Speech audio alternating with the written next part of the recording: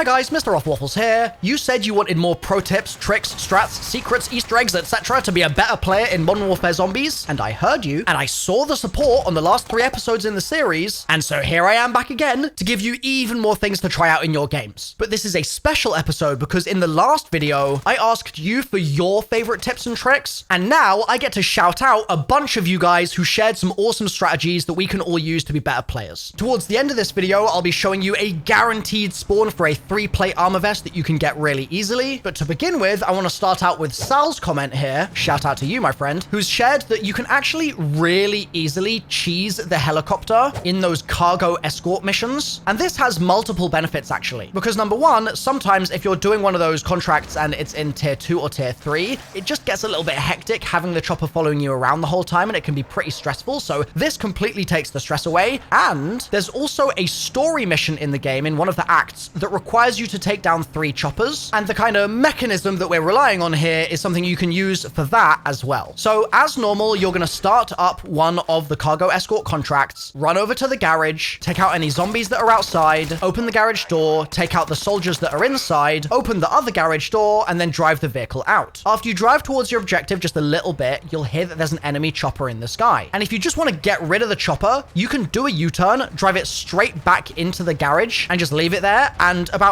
50% of the time, the chopper will literally just despawn. It won't know what's going on, and so it'll just vanish, and it won't spawn back in again once you re-drive out of the garage. Now, if you want the takedowns because you're trying to get them for that story mission, you can just do the exact same thing, but just park it under a bridge, and the chopper isn't going to be able to do anything about it. It's not smart enough to know that there's like a roof or a bridge or whatever above the vehicle, so it just shoots into the roof. And that means that you have complete free reign to just take it down, and you won't even be taking any damage from it because you can just stand next to where it's shooting and you're totally fine. Next, we have yet another tip from Sal, and this one's super useful. So I know this footage looks a little weird here. I had a bug in my game where I couldn't put my sentry gun down, and just for a second, take a look at what it looks like when I'm running with it, like when I'm in full sprint. It looks so funny to me, like I'm holding some vase of water above my head or something, and I'm like, oh no, no, no, no.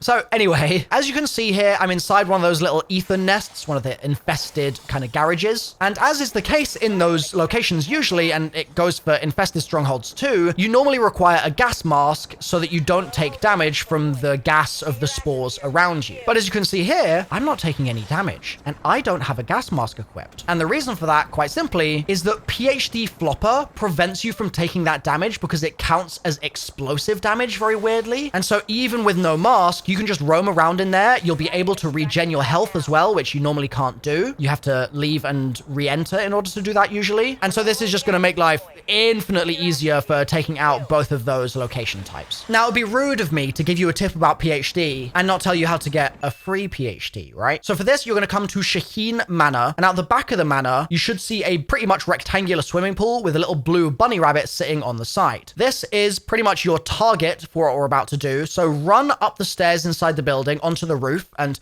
mantle up the kind of side ledge here so you can get onto this wooden platform. Then simply run and jump, and I recommend dolphin diving for this, but you technically don't have to. I just think that it's the better and easier way to do it. So run and dolphin dive off the edge of that wooden structure and aim for the pool just next to where the bunny is. And if you land in the water in the right place, you'll see a big splash, obviously, but you'll also hear a sound cue, and a rift will open up with a free PhD flopper in it for you to grab. Now, bear in mind, this is a 1 time per game activity, so if the bunny's not there, it means that someone else has already grabbed it. Next, we have a tip from Carver King, and you guys are gonna love this one. So we've all started matches, right, and sat there while the timer's counting down and just been like, I'm wasting time here. Like, I want to look at my map, I want to figure out what I'm gonna do, I want to look for where the nearest vehicle is and find a contract and find Pack-a-Punch and all that stuff, right? And now, you can. You just need to press the start button at the exact moment that the loading screen starts to fade to black. It's a very short window where this is possible, but if you press start in that window, you'll be able to have the map open for the entirety of that kind of drone footage that it always plays. And so from there, you can just start planning your route in game. Now, another comment on the video came from Gunnar, who said, "Who are you?" So if you guys would just do me the favor for 30 seconds, I'm going to reintroduce myself. My name's Milo, also known as MrRoflWaffles. We've had a lot of new viewers joining the channel recently, so I figured I'd say hello to them and welcome them all in. And the 15-second synopsis of who I am is I've been making zombies videos for over 10 years now, and some of you know me from my Der Eisendrache bow guides. That seems to be my claim to fame in the world. Put it on my gravestone when I die, why not? I post a lot of videos about Call of Duty Zombies, so if that's something that you like, then consider subscribing maybe. And also, just real quick, we've just done a flash restock of my Home Sweet Home shirts and the That Duck shirts from Black Ops 3. And check this out, I've had this sick design commissioned for a poster inspired by the mode that, oh my god, I just think is so freaking cool. Here it is. It's available right now, milomerch.com. If you're a fan of Modern Warfare 3 Zombies, there it is. Or if you know someone that is and you want to get them a Christmas present, there it is.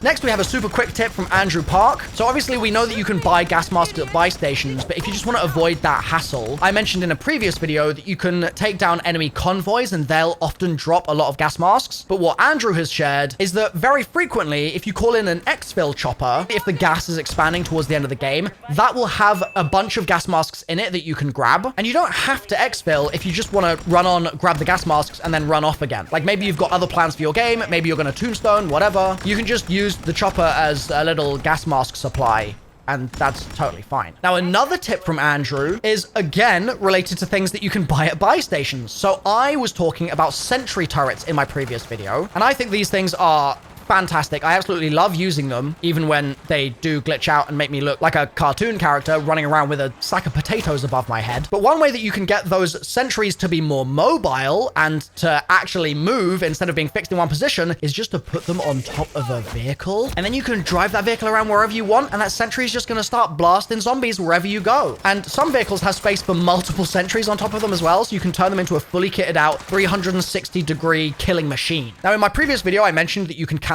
contracts, and I had Simon X, Kashi, and a handful of other people saying, hold up, wait a second, pause, Milo. How do you actually do that? So real quick, I'm just going to give you a guide. You pull up your TAC map with whatever key that is on your console or platform of choice. And then when you're on there, in the top right-hand corner, it should have a prompt for you to cancel a contract if you have one active. On Xbox, the button is going to be holding down Y, whereas on PS5, it's going to be triangle. And it's important to note, this works slightly differently if you're in a team. So if you're in a team and there's 3 of you and you try and cancel the contract, your other team members will have to vote on whether or not they want to cancel it. And it just needs 2 out of 3 votes in order for a successful cancellation to go through. So once you hold Y to cancel the contract, one other person on your team will need to also go to their map and hold Y to cancel it, and then it will cancel and you'll be all set. There's no penalty for this as well, for the record. So just feel free to do this if you change your mind and you don't want to do the contract anymore. Now, I mentioned we'd talk about getting a guaranteed 3-plate vest, right? And that'll be coming up in just a second. And actually, after I share that, I'll give you a bonus tip so you can loot even faster, just to make your life even easier in all of the games that you play. But first, to fill that vest up, we're going to need a load of armor plates, right? And there's a specific spot on the map which has a fixed spawn for 12 armor plates every single game. And there's actually also an Easter egg there too. So if you follow me, you can see where I am on the map here, and you're specifically looking for the little hut that's on the water side, kind of isolated from everything else. If you go into that hut, you'll find 3 crates that are always guaranteed to have 4 armor plates in each one. And just next to those crates, there's a little device that says that you can send a transmission to H7, and that is to do with unlocking the secret vault underneath Shaheen Manor. And I've got a guide for that on my channel if you want to run through it with me, and you can get a whole bunch of cool loot from that and take down like 5 named bosses and get unique weapons from it as well, including a Dragon's Breath shotgun. It's pretty sick. That video is linked in the description. Now let's talk about that guaranteed 3-plate vest. To do this, you're going to want to look for this location on your map, and there will be multiple of these in a given match, don't worry. So if one's already been done, just look for another one somewhere else, and then go over to that with a mercenary stronghold keycard, and you'll be able to open the door and take down the soldiers that are inside. I recommend going with a Semtex because there's always at least one riot shielder, and they are a pain in the butt if you don't have any equipment. But fight through them all and then find the safe that should be hidden probably somewhere upstairs, and activate that to spawn in a couple more enemies. Wait for the safe to finish drilling, and then when it's done, you'll get your guaranteed 3-plate vest from inside. But there's only one of them. So if you've got multiple people on your team here that want that 3-plate vest, you might want to have someone else go to a different location and do another activity while you do the stronghold. And by the way, if you need help getting into the stronghold, just let me know and I can cover that in the next video. So I mentioned a bonus tip was coming. Here it is. If you're frustrated about the fact that you constantly run over to loot caches, crates, whatever, and you have to sit there and hold square or hold X to open them up, and it just feels like it takes a little bit too long, and the delay is meaning that you're dying also, like if you're in tier 3 and you just don't have the time to pause, you need to get going ASAP, this tip could save your life. So shout out Seth for this one. Here's what it looks like on the default settings in the game